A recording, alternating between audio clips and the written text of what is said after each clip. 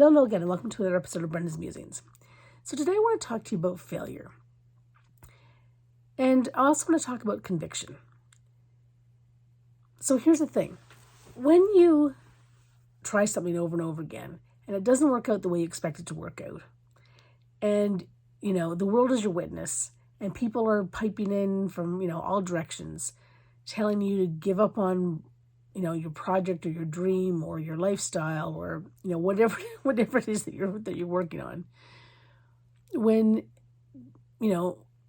people mock you or they stop listening to you or they, basically you just feel like they're turning against you. What often will get you through those dark periods is your own sense of conviction. The conviction that what it is that you're doing is the right thing to do. The path that you're on is the right path.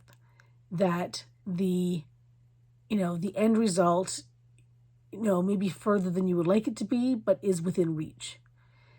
And you may not have a specific timeline. You may not have a specific, direct path to it, but you can see it. You know without a shadow of a doubt that it is there. And that it will, land in your lap.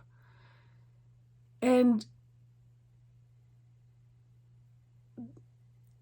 that's when it allows you to, push forward and to move on. And I can't say you don't need to sort of maybe take note of what people are saying, because sometimes a few well-placed words will have you look at something in a slightly different light. Doesn't mean you're giving up on it. Doesn't mean anything like that. Doesn't mean you don't believe in what you're doing. But sometimes a tweak here and there will get you to where it is you need to go faster. I remember watching Dragon's Den years ago, and which is like Shark Tank in the US. And I remember I can't remember what the guy had come up with, but everybody turned him down and just told him to give it up. And, he'd sunk a whole whack of money into it. And, he was looking for an investment. And everybody turned him down. But he had such conviction about what it was that he was doing that he was like, no, I'm not giving up. I'm going to keep going.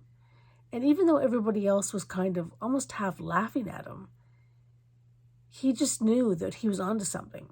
Now, I don't remember what it was. I don't know what the end of the story was or any of that kind of thing. But it was the look in his eye. It was the tone in his voice that, kept him going forward. And I've often thought about that because you hear these stories that, people give up one time. If they just kept at it one time longer, it would have been, that would have been the breakthrough moment. And yet when you're going through all that darkness and, all that doubt and if it starts to turn into self-doubt or doubt of your project, how do you keep moving forward? And, failure has so many different faces, right? Failure could be the failure of that whole project. It could be one part of it that didn't work out properly. It could be, in just tweaking. I mean, yes, doing the same thing over and over again and expecting a different result is clearly, a way to drive yourself mad. But tweaking and testing and retesting to get that result that you're looking for is not madness. It's, I don't know what the word would be. I guess it's being savvy. It's